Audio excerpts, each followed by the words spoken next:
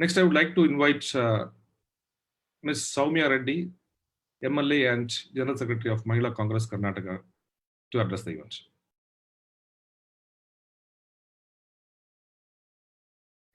Please unmute it. It's not.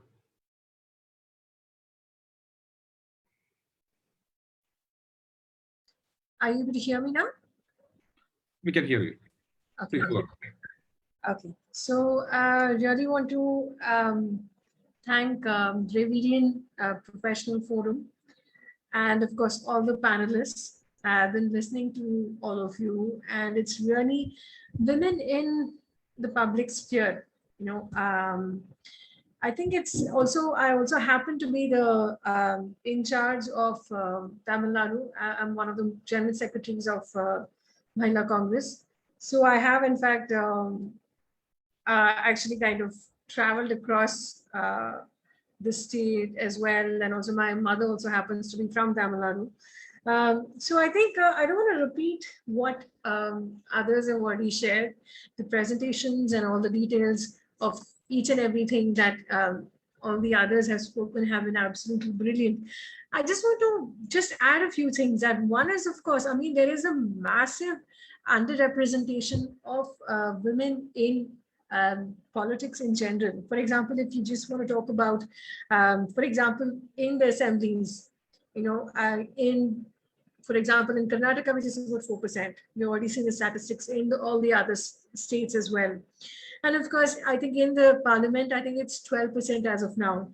And so it's, people say, oh, why can't we have more representation in the party, and the party should do it. Of course, it's a chicken and an egg kind of an issue, but at the same time, I think it's high time that the women's reservation bill also needs to pass. And hopefully also the state governments, you know, take a stand on this as well. And, you know, because we have 50% of the population in all the states and in the whole world, 49–50% of the population. And our views, our opinions are, you know, barely represented. In fact, I happen to be the only female MLA in my city. We have about just about 11 in my own state out of 225. You know, for example, I mean, what are the issues that women deal with? And I think at each and every level, we have reservation at the Gram Panchayat and at the ZP, at the municipality level as of now. But of course, that also comes with its own issues as well. For example, if I have to talk about my municipality over here, there are 102 women, and that was there. Out of 102, it's 198. That's more than 50%. But, you know, women, a lot of them end up becoming, you know, just a rubber stamp for the main representative of the family. And this really doesn't serve the purpose of women representation and empowerment as well. So I think just to add a few other things that I think, and I just really also hope that the government, I mean, we're very excited to also see that there are a lot of interesting things are also happening, especially during in the middle of COVID. So even everybody has actually been also praising, you know, the new chief minister and of course the cabinet and all the representatives as well. So hoping that, and of course, I mean, a few others have already spoken about the boards and also the various other things. But I think at the same time, we really need to ensure that one thing is, of course, education. And other thing is a lot of students are also being affected because right now they're having online education. Many of them don't have access to, for example, even, you know, even a smartphone. Just maybe one parent has a phone at home. So probably this year and last year, there has been a huge issue with that. So hoping all the state governments take this up seriously as well. And also, in fact, vaccination, I think Tara spoke about that as well. I think that is something that we really need to work on. Now, the government is talking about the third wave, but then it's been 6 months and barely about 5% of the population in the whole country has been vaccinated. And if women have actually 6% compared to lesser compared to men, so you can see that the access to even healthcare is much more, lesser. So I think working on all of these different things, and of course, right from representation, at the lower level as well, at the panchayat level, at the municipality level, Zilla, of course, ZP, and of course, to the parliament. I think representation also needs to increase, but also at the same time, the various different things related to issues that are related to women. I mean, for example, the previous speaker also said that childcare doesn't necessarily have to be a women's issue, right? I mean, it just, these things, a lot of things, I mean, these things are issues that everybody deals with. And I think these things are something that all the governments also need to kind of talk about. I think, of course, having said that, we have a long way to go. Another thing that I also want to talk about is domestic abuse as well, especially since the pandemic. At least in my personal opinion, and what I have also observed is the amount of domestic abuse has also increased, and that is something that really needs to be handled or dealt with.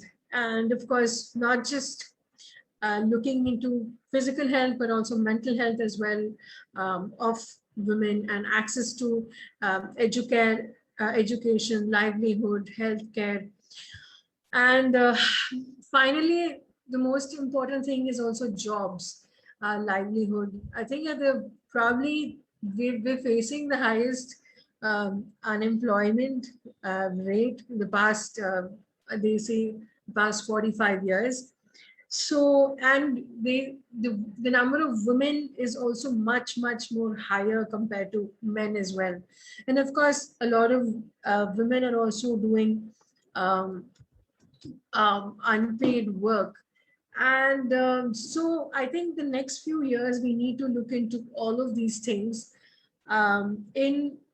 because I think at the end of the day, when you empower a woman, especially women in the family, at the end of the day, you're actually kind of looking into, you're empowering the whole family. I just want to tell this one tiny thing, anecdote before I sum up. I remember there was this one small, push cart and that through one of the government schemes that we had, my mom had actually given this lady years ago. It's probably about 15 years ago. And a couple of years ago, she used to sell budgies. And and I was just walking by, and, we started speaking. And she said, by this push cart has actually helped me make money, and I've been a single mother, and my child is mentally, she is differently abled, and she doesn't have a husband, and she's actually able to earn a livelihood just by, that's one cart. And so be it pensions, be it things like this, by ensuring that women have access to all of that. I think where this is, I would say, the future. So, so once again, I don't want to take up too much time. If anyone has any questions, feel free to ask me. But yes, I think as an elected representative as well as a woman, at times I feel, I have to, a lot of energy ends up going into dealing with sexism, ageism, misogyny, mansplaining. But hopefully in the next couple of decades, hopefully the representation of women increases, and all of these issues are dealt with as well at all different levels. Thank you. Thank you, Ms. Sowmya, for such a wonderful speech.